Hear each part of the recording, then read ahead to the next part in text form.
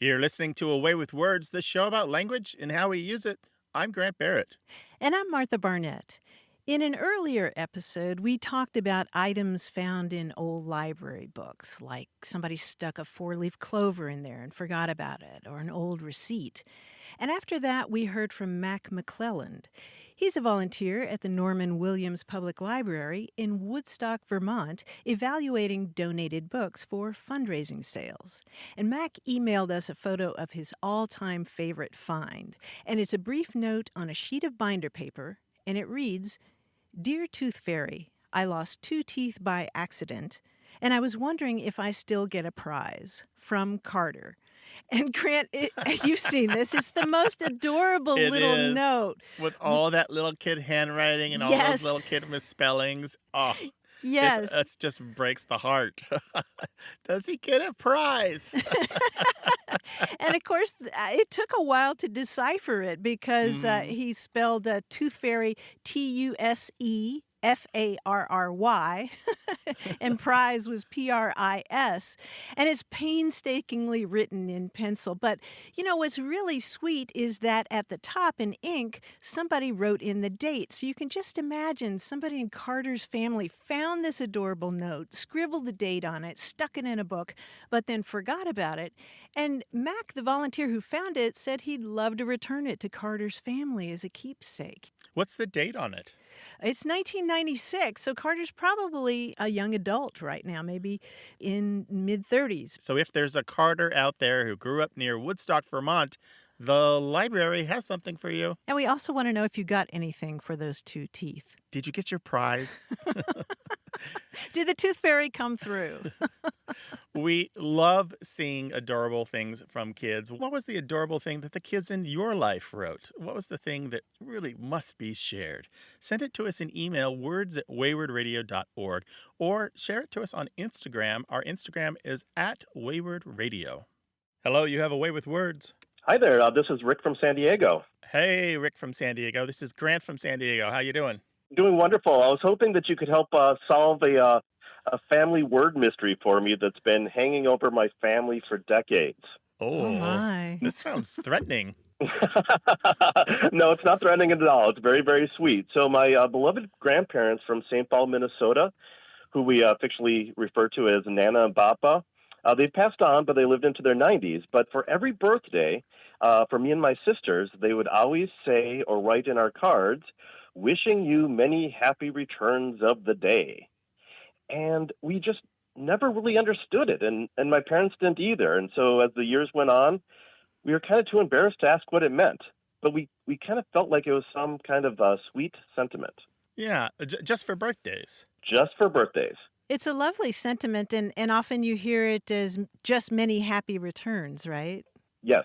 But less and less, Grant. I don't usually hear that phrase anymore, many happy returns. Yeah, it's got a old-timey flavor to it, but I agree that it is a sweet sentiment. There's something charming about it, maybe even lovely. Yeah, and I love that that they used the original form of it, many happy returns of the day, and it's actually very straightforward. They're hoping that that day returns again and again and again, that you enjoy many more birthdays.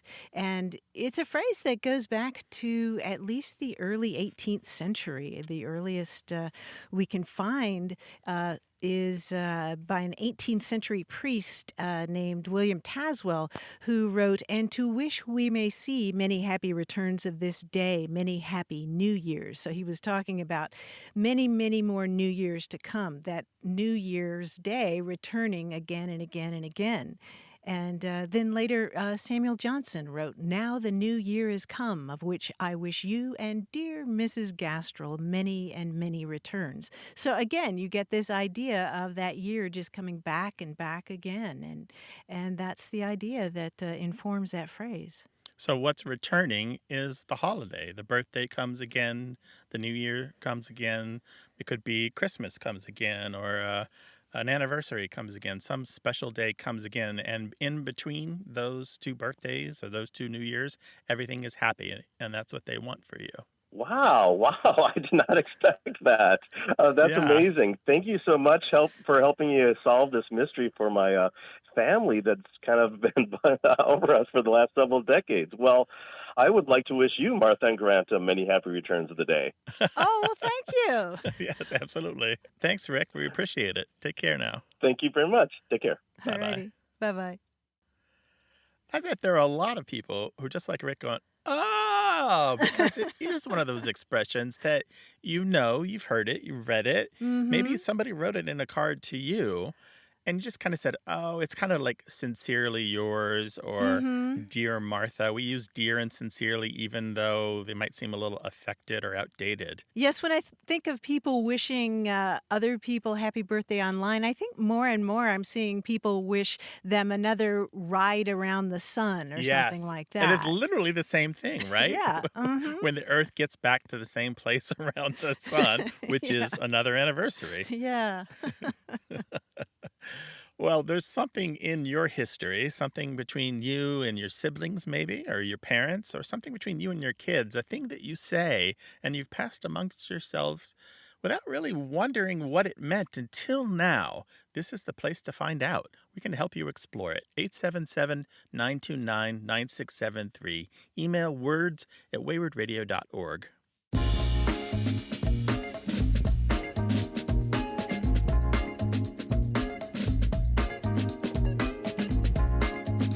We got a tweet from Willem Terrace who said, on a recent road trip, my 8-year-old daughter asked me to scroll the window down. It made me smile hearing how language is changing with the times. When asked, she said, because you scroll with your finger on your phone and you use your finger for the window.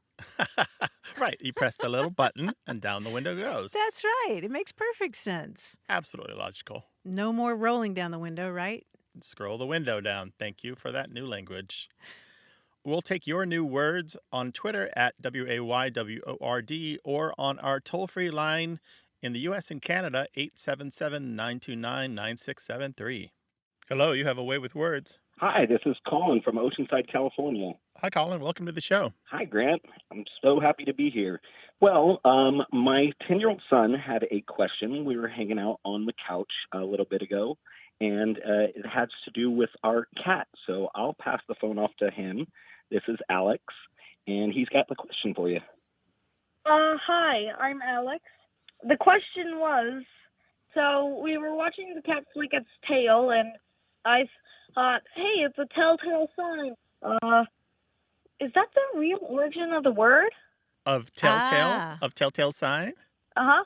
Okay, so you thought your cat was indicating something by moving that tail, right? Mm-hmm. Well, it's a great guess, but the tail in telltale sign is actually spelled T-A-L-E, not T-A-I-L. So it doesn't have anything to do with that appendage on the back of a cat. Telltale means that something is literally telling a tale. It's telling a story. And it's a super old word. It goes back more than 400 years. And originally, the term was applied to somebody who was a tattler. You know, if you told a secret about somebody else, you were called a telltale. And not long after that, it was used as an adjective, like a telltale sign, as you said, Alex, or a telltale stain, something like that. And so that's the sense of telltale today. It's T-E-L-L-T-A-L-E, telltale. So it can be a giveaway or a clue or an indicator that of the truth of a situation. Okay. So a cat's tail flicking could be a telltale sign, but it's not the origin. And for a cat, that's its language, meaning it's a little irritated and you probably shouldn't pet it. Wouldn't you say, Martha, as a cat owner yourself?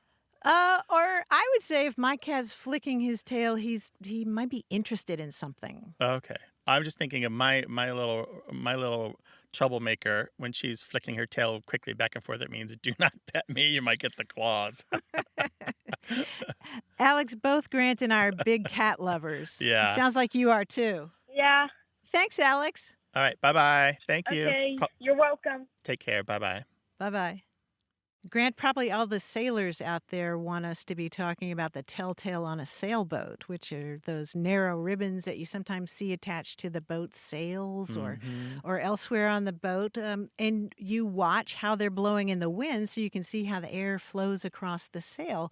So a telltale there is this little strip of fabric that tells you if your sail is set for peak performance. And if Yeah, not, you need to adjust. that's right. And there are also telltales that are used in machinery showing supply levels or the direction that a particular part is facing. Mm-hmm. So if you have something that's hidden from view, a telltale will show you if it's right or left or up or down, if your supply is high or low or so forth. Right. And I've never been to Australia, but I would love to go just to hear people talking about the rear indicator light on a car. They call those telltales. Oh, I love that. And by the way, we can't leave this without a quick quote from The Telltale Heart, that 1843 story by Edgar Ooh. Allan Poe. I Ooh. admit the deed. Tear up the planks. Here, it is the beating of this hideous heart. I mean, it is like still an astonishing story after all these years. It still is chilling. It This man who is. feels this guilt and he can hear the heart of this person he has put under the planks of his house beating, Yes. In its his ears. vengeance at him. Oh. Talk about telltale. 877-929-9673.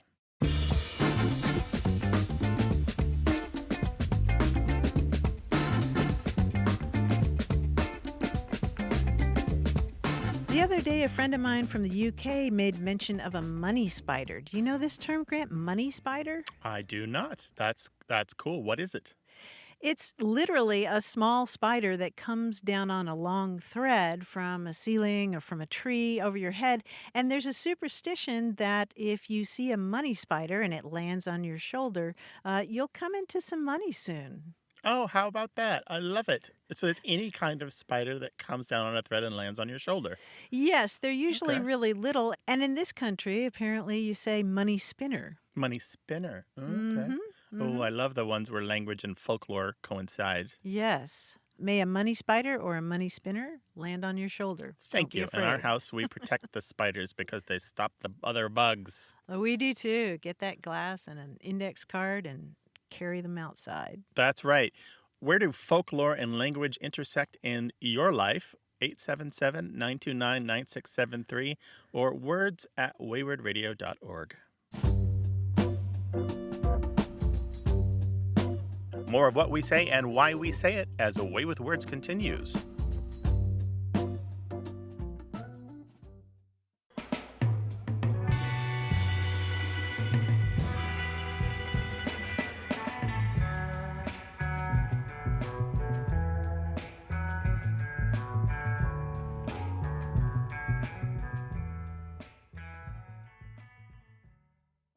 You're listening to A Way with Words, the show about language and how we use it. I'm Martha Barnett.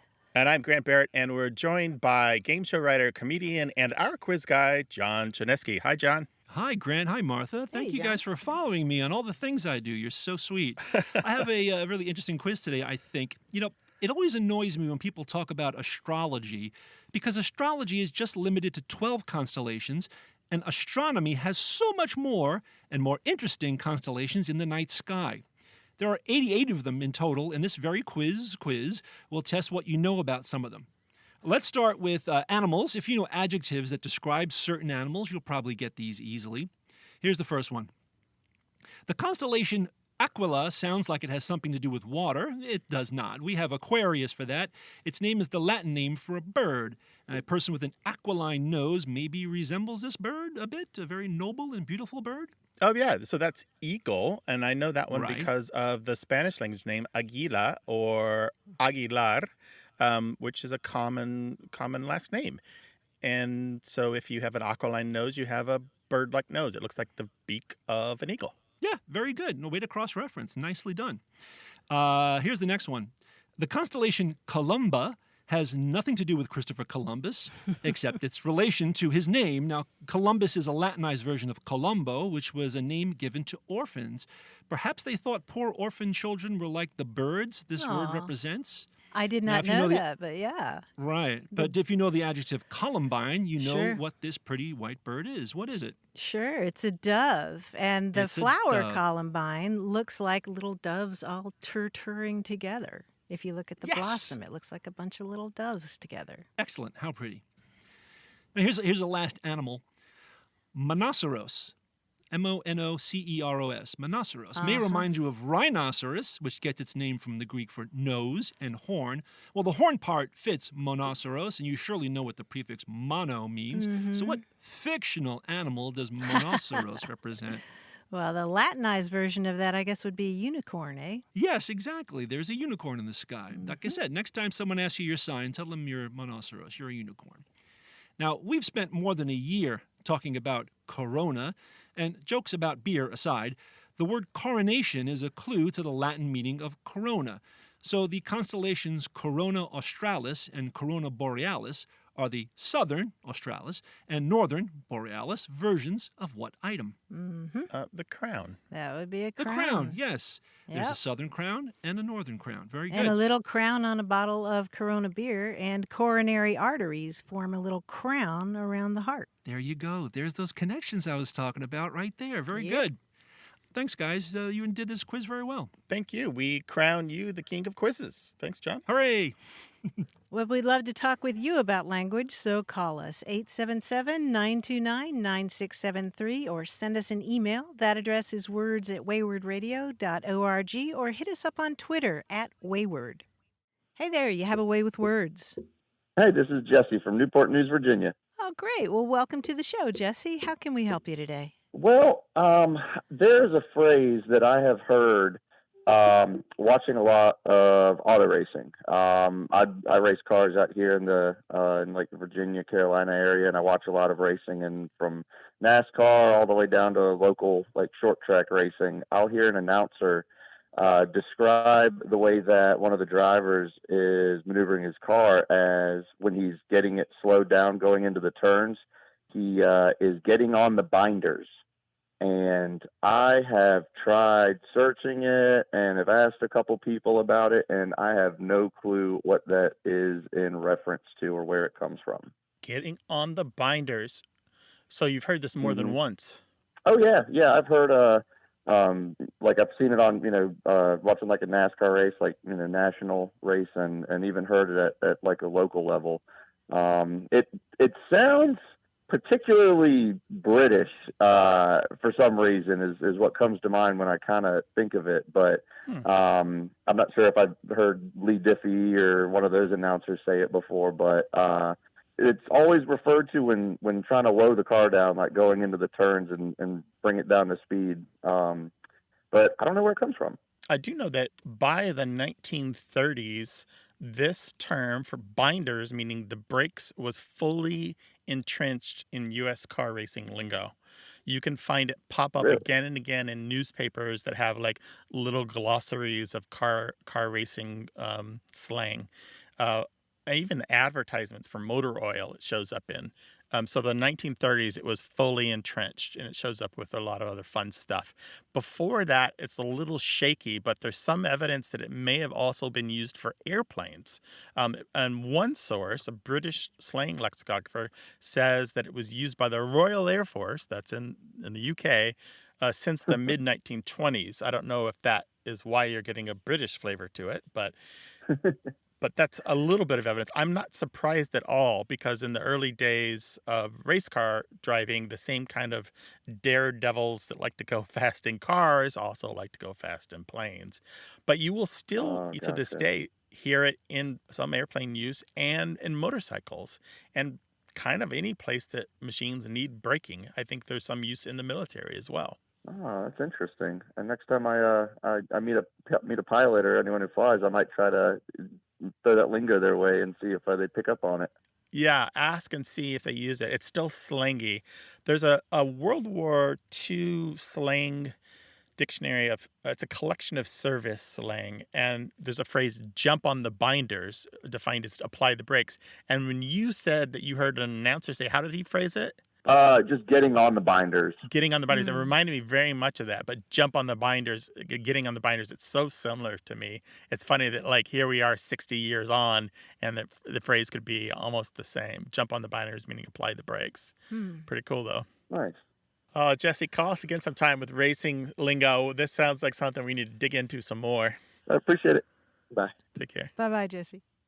Well, if you have a hobby with a lot of great lingo, we'd love to hear about it, whether it involves any kind of racing, car racing, bike racing, maybe balloon racing. Give us a call, 877-929-9673, or tell us all about it in email. That address is words@waywardradio.org.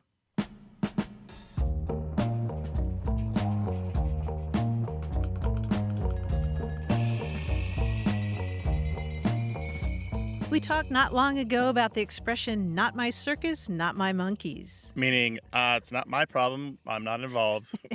Yes, and that prompted an email from Nellie Cooper, who's a professor of French and Russian at Northern Michigan University in Marquette. And Nellie says that there is an expression in Russian that I just love. It translates as, the circus left, the clowns remain. Oh, that's good. How often has that happened? And I Googled that, and in fact, you can buy T-shirts with that saying in Russian. The circus left, the clowns remain. Oh, it just reminded me being in college where a friend comes over, brings some friends you don't know, and you're like in the kitchen, just Yeah. preparing stuff. And you come back in the living room and your friend is gone, but their Yep. dumb friends that you don't know are still there. You're like, ah, this is all they did. They came by just to dump off their dumb friends. Oh, well, we know there are expressions like this in your language. Let us know, 877-929-9673, or whatever language you speak. Try us out, words@waywardradio.org. Hello, you have a way with words. Hello, Hi, who's this? this is Celia calling from Spokane, Washington. Hi, Celia. Welcome to the show. What can we do Hi. for you? Hello. Well, I'm concerned about the loss of correct use of plurals of some words of Latin and Greek origin that are now part of our language. And the one that really has been irritating me for several weeks is on an advertisement for a financial services company, and they keep saying investment minimums apply. I can hear you shuddering. I shudder every time. I heard it this morning and I gritted my teeth again. Oh, dear. Investment minimums apply. So what would you rather they say? Well, as I would understand it, the plural should be minima. Minima. Good, we can work with this. Tell us a little bit about your own education. Where are you from? What's your schooling? We can hear that you're not from North America, probably? No, I was born in London, in England, and I had a pretty multilingual education in Belgium, Sweden, and Finland for the first 11 years of my life. And then I was back in Britain, and I went to schools where I think I did Latin for 4 years, and I certainly took 1 year of Greek. I worry about language, and then I'm also wondering, am I just being an old fogey? Is this something that I've been asking a few friends, and I noticed that the one that they were happy with is the plural of fungus is fungi. Because I asked them, I said, would you really say funguses? And they said, oh, no, that's fungi. All right, Celia, let's circle in on this. So you had the benefit of a multilingual education, which I am so envious of. You're in a great position to talk about this. And most Americans don't grow up in an environment where Greek and Latin are anything that's even offered to them, even at a college level. Grant's right. It's increasingly rare, unfortunately. But to go back to minimum, the plural of it being minima, that is a very British usage. That is something that's far more common in the UK. Do you also say maxima for the plural of maximum? Oh, yes. And if I was really being scrupulous, I would say stadia instead of stadiums. Yeah, we have this degrees of nativization that happens with foreign words. And to be honest, these Latin words still are foreign. They slowly, each one of them takes their own path into English, and they're kind of like children. They get further and further away from their home until, before you know it, they have their own lives and families. And Right. some of them are fully English now, and so they take an English plural. And some of them still feel very Latin, and so they take a Latin plural. And the ones that feel most Latin tend to be those that are especially connected with the scientific fields. And so that's why a word like fungus probably will for a long time have fungi as a plural. And same for things like spectrum, spectrums by non-specialist, spectra by specialist, and so forth. Foci for focus, or focuses. We have many of these again and again and again. But we can only take this so far. Should we stop using agenda as a singular and instead say agendum? Yeah, what do you think Right. about that one, Celia? Do you use a plural verb with agenda? I would say somebody would have different agenda. Yes, I guess the problem becomes, do we then put it back into the singular and say, this is my most important agendum? I think that would be a difficult one to go back to. Exactly, exactly. But yes, the Latin agenda means the things that you have to get done. It is plural. Right. Well, Celia, I've got to tell you, you certainly have this precious store of knowledge that clearly you cherish, and rightfully so. And it is, if I could have had your childhood and all those opportunities to live in Finland and Sweden and to learn Latin and Greek, how delightful that would have been for me. Because I was into languages at an early age.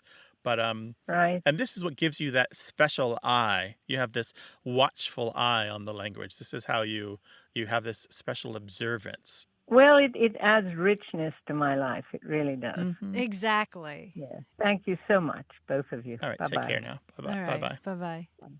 877-929-9673 or send an email to words@waywardradio.org. Hey there, you have a way with words. Hey there, I'm Stu. Hi, Stu. Welcome to the show. Where are you calling from? I'm calling from Suffolk, Virginia. It's a little hamlet outside the Virginia Beach and Norfolk area. Welcome to the show. What's on your mind? Well, it's the word cumshaw. I worked, it's a Navy base that's nearby, and all my life I worked with people that say, I'm a cumshaw this, I'm a cumshaw that. And I always thought it was some secret Navy code, because no one would ever give me a real definition of it. I think we can help you with this, Stu. I think we absolutely can. So a cumshaw artist is someone who is clever about doing trades in the military.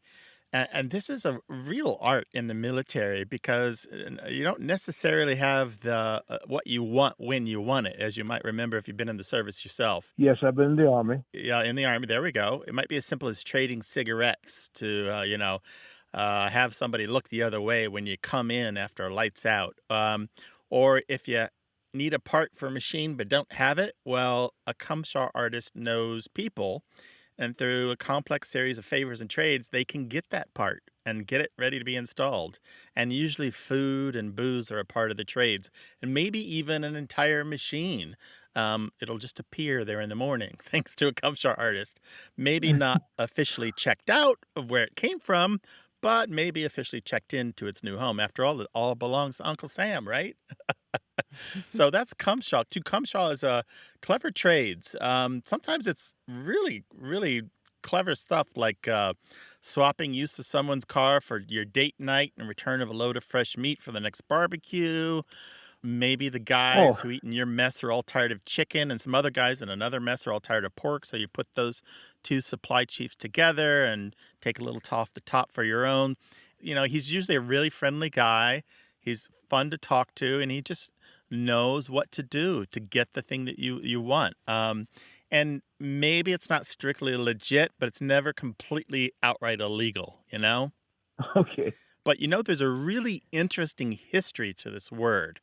It's 200 years of history behind the word cumshaw, Stu. Well, tell me about it.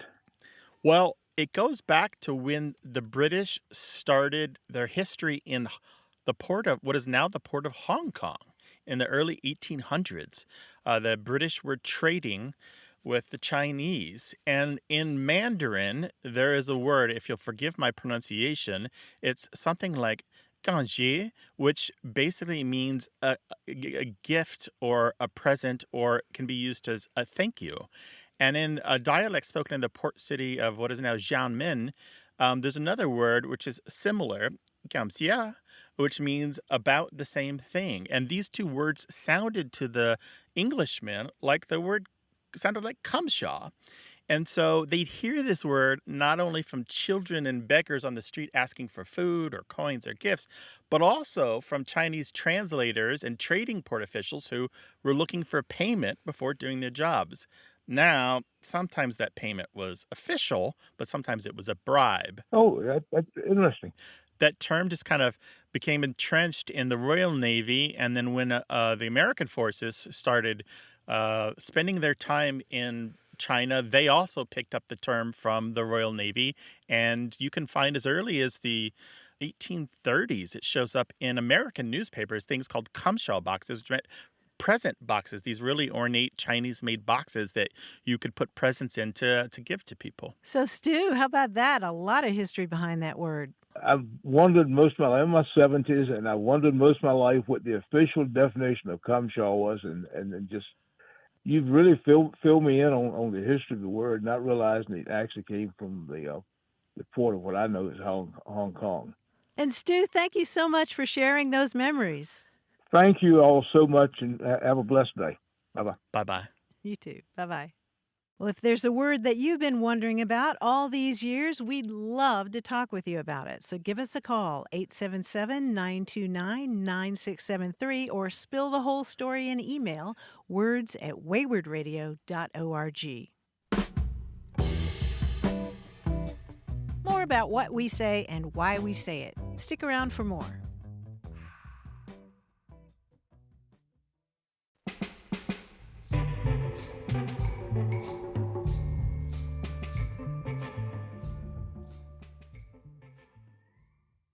You're listening to A Way with Words, the show about language and how we use it. I'm Grant Barrett.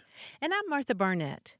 Pam Spooner of Denton, Texas, used to work as a university reference librarian, and she sent us photos of something really amazing that a colleague once found in a book. It looks like a plain white professionally printed business card or a calling card. And on one side, in all capital letters, it reads, "The ex-Mrs. Bradford." That's all it says. The Wow. ex-Mrs. Bradford. And at the bottom, written in ink, is the word over in parentheses. So you turn it over, and on the other side of the ex-Mrs. Bradford's card, somebody wrote by hand in this beautiful old-fashioned script, "Meet me at the Paramount Theater, Sunday afternoon." Oh, wow. There's a story there. Wow, what happened? Did they meet? Well, What that's did what they Pam wanted to know. Did She they said, go in, or did they walk on and have a liaison somewhere? right? I mean, who would have Wow. a calling card like this printed in the first place? Right, And this is a woman with some panache. right? This is a Yeah. woman who flies airplanes. This is somebody who lives her own life to the fullest. She tried marriage, it didn't work, and now she's doing her own thing. Mm-hmm. And who was the recipient? Uh-huh. Yeah. Was it a man? Was it a woman? Good It could have question. been anybody. Or maybe it was just an agent. Maybe it was just a business card. Maybe it was just somebody maybe she's in the film and she wanted somebody to see her Ooh. latest picture. Ooh. I'm just thinking that maybe some of you want to fill in the blanks here for us. Write a story about it. So to recap, on the front it says the ex-Mrs. Bradford. On the bottom it says in handwritten ink over, and on the back it says, "Meet me at the Paramount Theater." What's the rest Sunday of afternoon. Sunday afternoon? What's the rest of the story? You tell Yes. us. Write us Yes. a couple sentences, send them to words@waywardradio.org, and we'll pick a few and share them on the air in a future episode. email words@waywardradio.org or tell us on Twitter at WAYWORD. Hi there, you have a way with words. Hi, Martha. This is Julia, and I am calling from the tropical Champlain Valley. I've been told that's what it's called. I'm originally from the Dominican Republic, and I came to this country when I was 10. Spanish is my first language. And so my question, when we came from the DR, as I mentioned, 31-year dictatorship there. We fled and landed in Nueva York, New York. And our second year, we moved to Long Island, pretty much to a Jewish neighborhood. And I had a lot of Jewish girlfriends, and they did something that I thought was really cool. They would say, you go, oh, you deserve that. They go, deserve, reserve. You go, oh, that's so cool. Cool schmoo. And I picked this up because I thought it was really cool. And the point was to repeat the word and I guess make up a nonsense word from it as a way to, I don't know, be funny, deflect a compliment or disagree or deflate a statement. I wasn't, I knew when to use it, but I sort of recently went in search of why, because my husband's from Nebraska and he never heard such a thing. And so I said, well, I think they told me it was Yiddish. So I asked a Jewish friend, she said, no way is that Yiddish. So I thought the two people who might be able to tell me what this is would be the two of you. Absolutely. This is a great example. Deserve, schmerv. That's a really good one. One that a lot of people will know is fancy schmancy, which by far and away is the most common one of these. And it's so common that it's kind of neutral, even positive, and not really negative like so many of these are. This is known here. I'm going to throw some linguistic terms at you. This is known as shm-reduplication or echoic dismissive shm. That's SCHM or SHM. And reduplication is when a sound or a word repeats. And echoic means when something sounds like something else. And dismissive means you're dismissive of it. You're kind of poo-pooing it. But let's just call it shma for now. Shma. Yeah, and there's a kind of rhythm to these, right? This reduplication kind of has a da-da-da-da rhyme to it. Not a rhyme exactly, but there's kind of a melody to it. And linguists who have looked at this have indeed found it, despite what your friends told you, in Yiddish in the 19th century, when you could say things like tata shmata, which basically meant father schmother, where the schmata meant rag. And it was what women would call their no-good husbands when they couldn't provide for their children. Tata schmata. And other things like geld schmelt. Money is not everything, is basically what you're saying. This really does exist in Yiddish, and there are examples of it in Eastern European Yiddish in the 1800s, definitely. And it shows up in English at least as early as the 1920s, and probably earlier.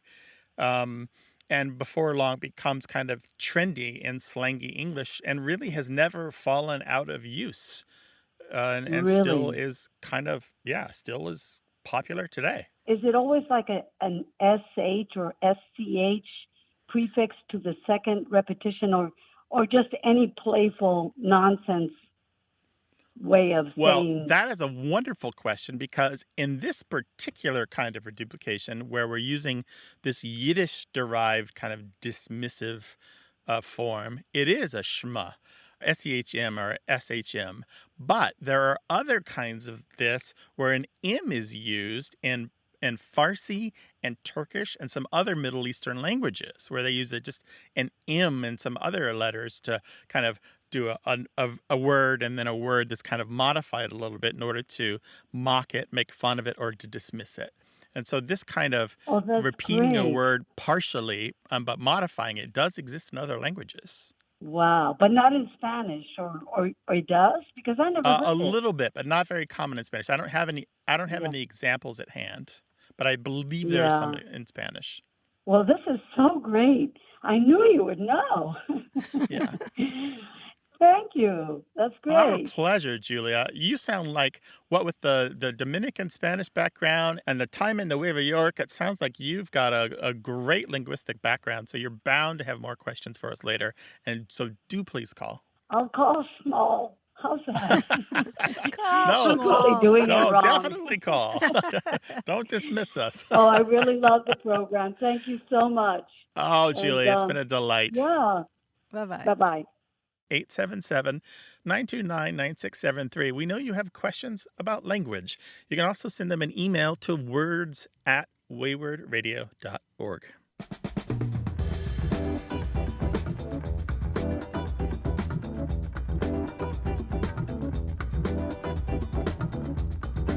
There's a 1946 article in California Folklore Quarterly that's titled Folk Sayings in a Pioneer Family of Western Oregon. And I've had a lot of fun going through this and seeing some of the sayings that were popular as people were starting to settle the state.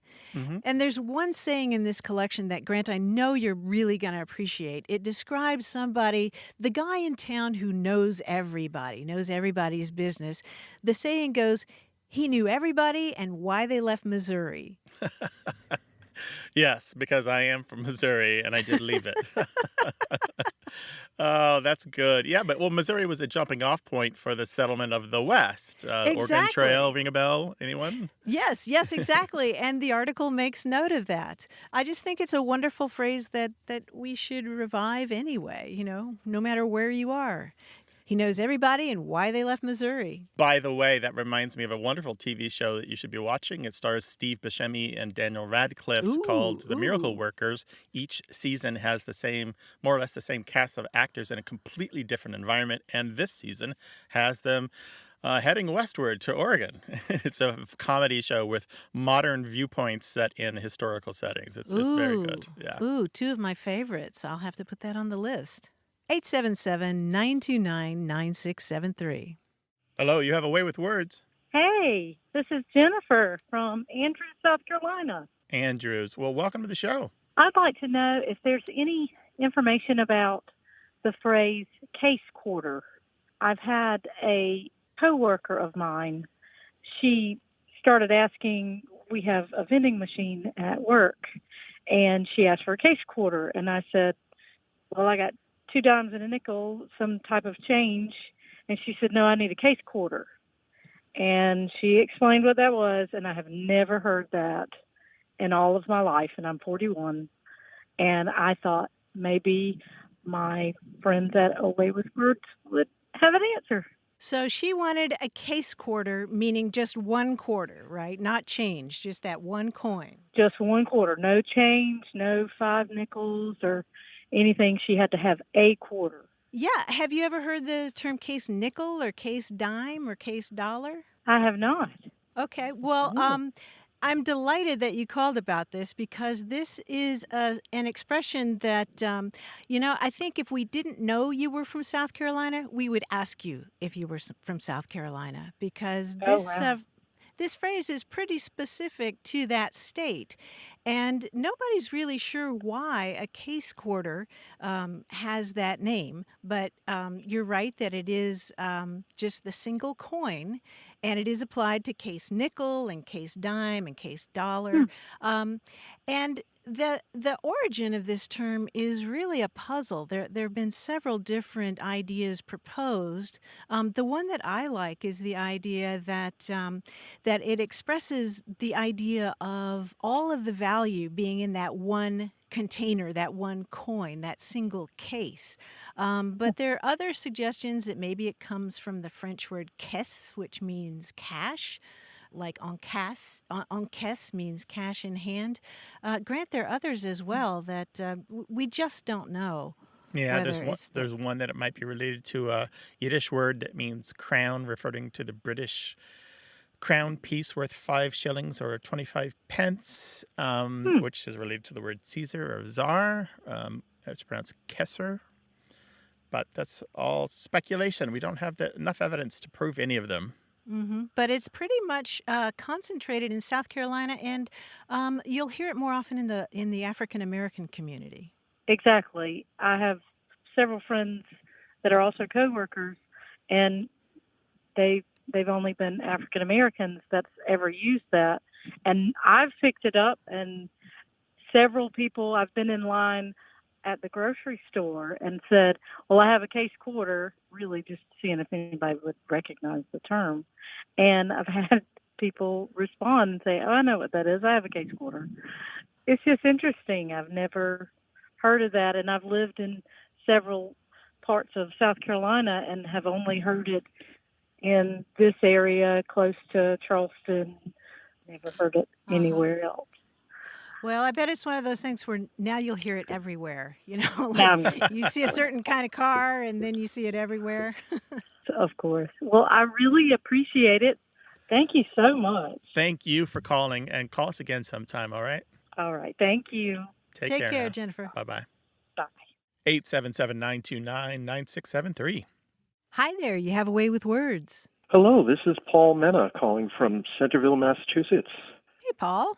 I was born and raised on Long Island in Nassau County, New York.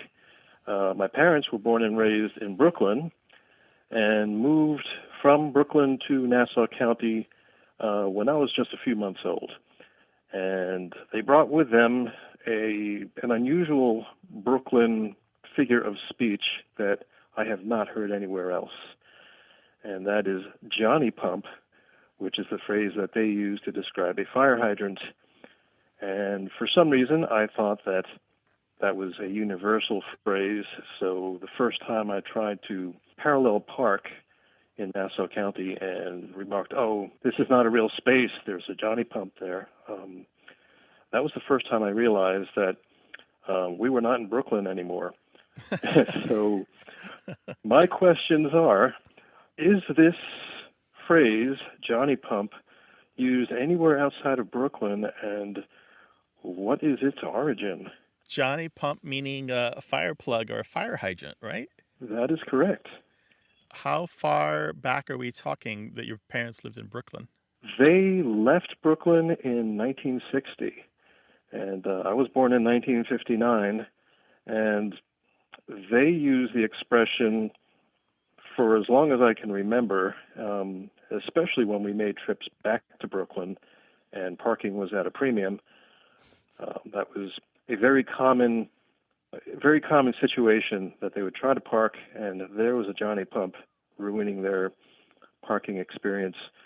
And when I've tried to use the expression, it's either seen as very quaint or very odd or results in a lot of laughter. And so now I don't say it except with my wife, who I think at least pretends that it's a quaint expression.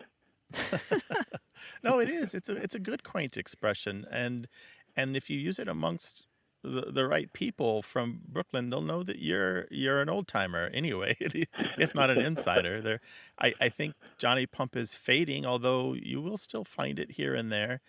It is a Brooklyn expression, although you will find print evidence that it was used in Manhattan and other parts of the five boroughs. The origins are murky. I think that the Johnny probably is related to the John, meaning the bathroom, because what you would do is, if you were a city worker, you would crank open that fire plug and you would direct the spray in the gutter to clean out like the horse apples and the trash and whatever, the whatever kind of filth was in the gutters to put it, send it towards the sewer grates or the sewer opening. So it's kind of a street cleaner, kind of cleaning the street as a John. But that's just a guess.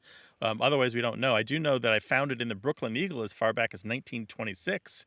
And again it comes up in association with Brooklyn, including boxer Rocky Graziano had a kind of a tell-all in Collier's magazine in 1949 where he talked about his life as a Brooklyn kid and talked about opening the Johnny Pump and getting the trunks on and kind of like running from the police who came to shut the Johnny Pump.